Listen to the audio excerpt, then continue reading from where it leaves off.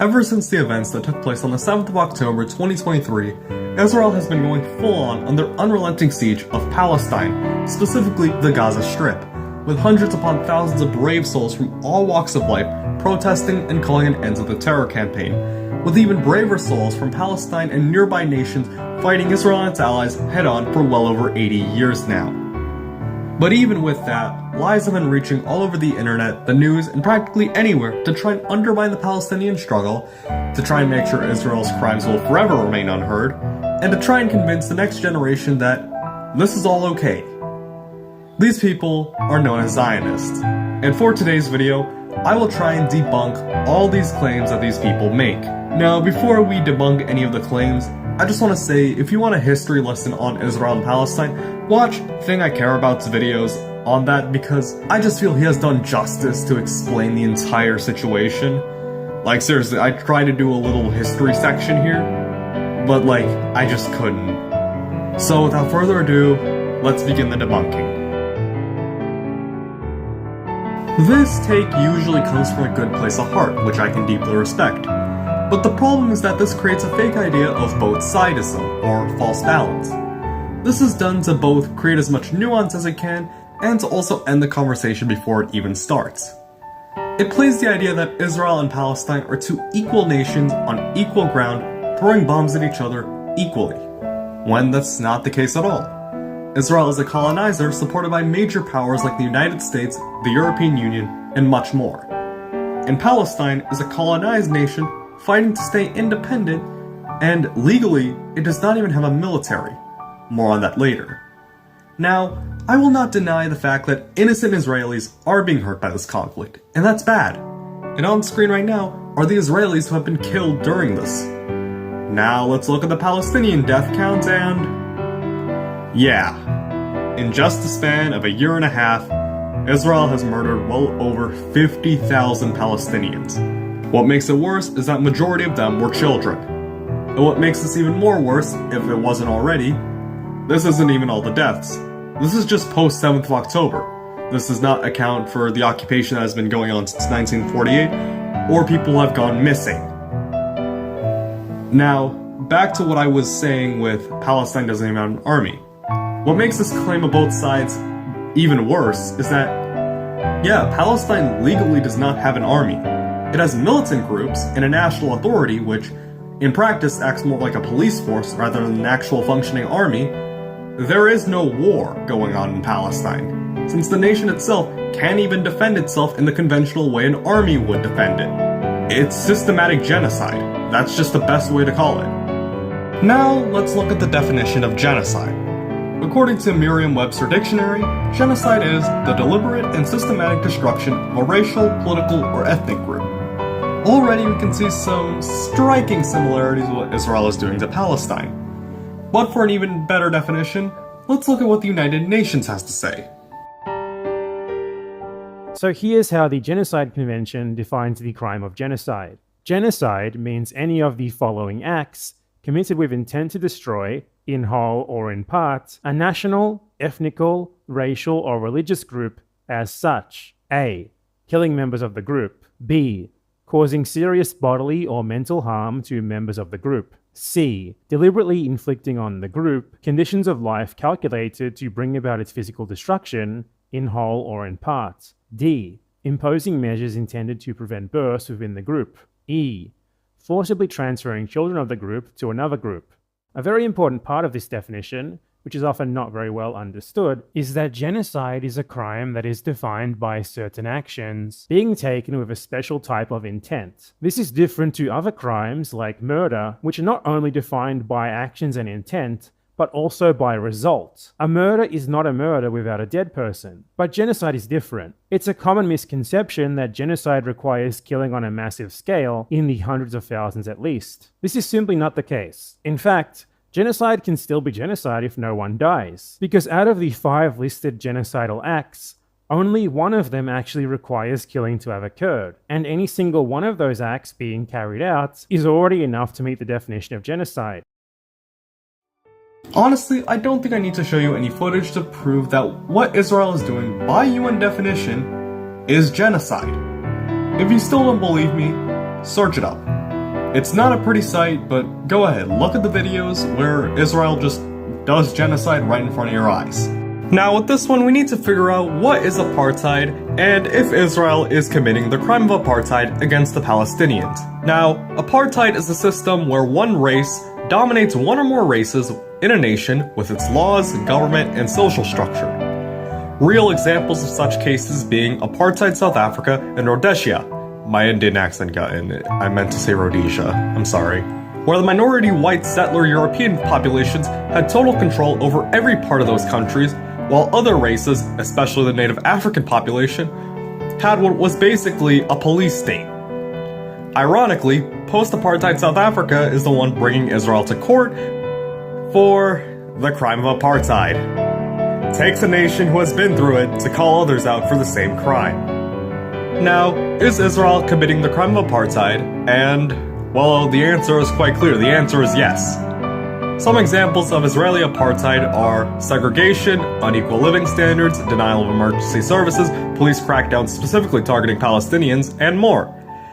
Israelis basically live in what's essentially a first world country, while Palestinians, who either live in the territories or live in Israel, can't even consider their home. I sure wonder what that sounds like. Now let's look at even more definitions. Anti-Semitism is the hatred or discrimination towards Jews as a religion, ethnic group, or racial group. And anti-Zionism is the opposition to the establishment or support of the State of Israel. Now we can obviously see that these are two different things. One of them is not supporting a genocidal state, and the other one is just flat out racism. And another thing that makes this point even worse is that there are so many anti-Zionist Jews. Jews who do not support what the State of Israel is doing. One of the most famous groups being the Bundesmovement, a secular Jewish socialist movement that was opposed to Zionism and in favor of stopping anti-Semitism in Europe. This conflation not only discredits Jews who are not in support of Israel, but also in my opinion is anti-Semitic itself, since you're trying to conflate being Jewish with a colonial ideology that exists to eradicate one people group to leave room for a new one. And well, I don't think any group would like to be associated with that.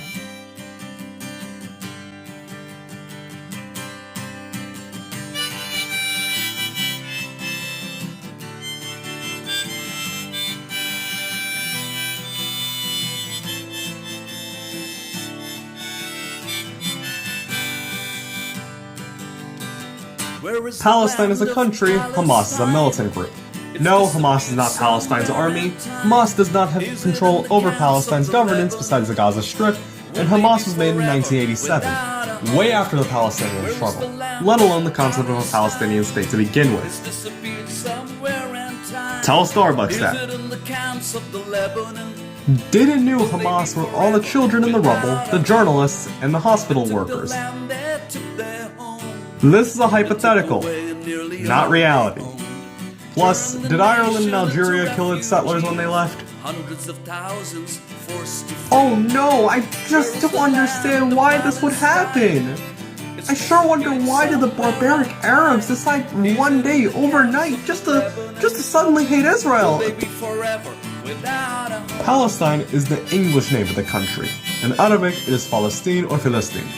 Also by that logic, Germany doesn't exist since the J sound doesn't exist in German unless you cluster a few letters. Why though? Why should they steal someone else's country to feel safe? Sounds more like a way to not solve the problem of anti-Semitism, but rather make it into a colonial project. Also, the Torah states that there shouldn't be another Israel. While yes, the Kingdom of Israel existed before Palestine, the name Palestine has been its name and the geographical region for well over hundreds upon hundreds of years, and has been there for much longer than any form of Israel has been there. Also, the modern state of Israel has nothing to do with the Kingdom of Israel now. There's also a claim that Palestine means invader, which I'll actually let Human 1011 explain that. Have you heard the claim that Palestinian means invader? I've been seeing people online make this claim more and more recently, so let's thoroughly debunk it. The oldest written evidence of anything tied back to Palestine comes from ancient Egyptian over 3,000 years ago. The word Pelasets, or sometimes Pulaseti, is referenced a handful of times in reference to invaders, probably from southern Europe. Though the Egyptians managed to fend them off, it's believed that they ended up invading the southern Levant, forming a historical people that today we call the Philistines. So that settles it, right? They were literally invaders in the Levant. Well, not so fast, because Philistine is not the same as Palestinian. The Philistines were an ancient people who lived in modern-day Palestine, but when they were conquered by the Neo-Babylonian Empire, they lost their autonomy and eventually their identity. And yet, over 100 years later, Herodotus described the region as Palestine. The Philistines didn't exist anymore, so this term wasn't an ethnic identity, it was a geographic one. It referred to the southern region of the Levant, where the Philistines used to be, from Phoenicia to Egypt. The term was now just a geographic one, which is why future empires continued to use it. The Romans, the Byzantines, the Arabs, and eventually the British. But since there was an ethnic group living in the Palestinian region for centuries, the term Palestinian also came to refer to the ethnicity. And to be clear, genetic testing has indeed proved that Palestinians are native to the land. But you might have one last objection. What about the Hebrew verb palash, which means to invade and is related to Palestine? Surely that means that Palestinian means invader, right? No, because that verb was actually a later invention. In the same way that in English we created the word vandalize, named after the Vandals who sacked Rome, in Hebrew they created the verb palash, named after the Philistines who invaded the Levant. So does Palestinian mean invader? No. The word Palestine, both in English and in Arabic, comes from Greek, modeled after a word in Egyptian, related to a word in Hebrew, from which was derived the word to invade, in reference to a completely unrelated people. Just because a few people in Palestine don't accept queer people, that doesn't mean that they should be murdered for it. Plus, this is a really presumptuous argument because you're kinda implying that Israel isn't homophobic, which they are. The current administration, I'd say, is pretty homophobic. Two wrongs do not create a right. I actually kinda agree with this take. Not in the sense that they aren't, oh, they are very much similar. But I feel like a better comparison would actually be the United States and what it did with its indigenous population. From what? What exactly are we freeing Israel from? Okay, that's just racist and Islamophobic. Number 1, Gaza voted for Hamas. Second off, that election was back in 2006. And third of all, most of Gaza's population was either too young or was not even able to vote. Okay, Hitler. I'll actually let Absorber take the mic from here. The average age is 5 years old of the kids that were killed in Gaza. When the kids grow up, what do you think gonna happen, my friend? They're not grown up. They are not grown up. Were they grown up? Yes or no? Did they kill anyone? Yes or no? Did they do anything to Israelis? Yes or no? No. They did! And they got killed for it! Now, this doesn't sound supremacist in any single way. Like, imagine trying to say this about any other country or people group. The Mongols are actually God's chosen people, cans cock! While yes, England is the reason Israel exists, pushing blame off the perpetrator isn't a good move in my opinion. Either way, this is kind of a mute point since England helps Israel a whole lot with their genocide. I mean, it takes one genocidal empire to help another one out. Judeo-Christian values is rooted in far-right Islamophobic dog whistle to promote white Christian hegemony while also not trying to sound anti-Semitic, and to decisively paint Islam and Muslims as a whole, especially immigrants and refugees, as foreign invaders with values that don't align with us. And now that's being used to whitewash the crimes of Israel. Even before Netanyahu's government, Israel has been colonizing Palestine. They can't. Israel killed them. Hamas only came to exist in 1987. It officially had political power in 2006. This occupation has been going on since 1948. Hamas is a reaction, not a reason. Number 1, Israeli society sure ain't democratic for the Palestinians. Number 2, if we're going by the liberal definition of democracy, Cyprus is like there, and it's a pretty well-functioning liberal democracy.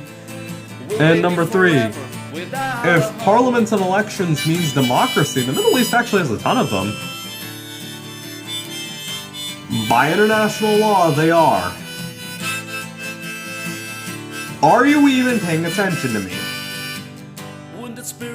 Okay, you were definitely not paying attention to me. the final one. And honestly, the most pathetic argument you can use. Really, the easy gotcha. I'm sorry, but this question just sounds nerdy. Do you condemn Hamas? Like, yes, you lost the argument. You have no way of justifying anything you believe. And you're pulling the last gotcha card to make yourself look like an innocent little angel. Like, really? If you really want my honest answer to that, nah, I don't condemn Hamas. I raw dog them! So that's gonna be the end of today's video. I hope you guys really like this, because this video honestly took me so long to make. And I just hope that, you know, my hard work pays off. And I hope that I informed a lot of you guys on, you know, what has been going on in Palestine, as if you weren't already aware. And I hope that if there were some people who were skeptical of the anti-Zionist movement, who have now fully understood it, or even partially understood it, now are a lot more sympathetic towards it, I'm grateful for that. Whenever I learn about Palestine's struggle for independence, I honestly get reminded of Cuba or Vietnam's struggle for independence. Hell, I'm thinking about my own country, India's struggle for independence. And think about the numerous movements started by people to liberate their nations from imperialism and colonialism. And honestly, I hope all victories can go to them. And I have nothing else to say. Don't expect long essay videos to be the norm like this, but I would like to make more of these in the future. So, without further ado, goodbye everyone, and la salam.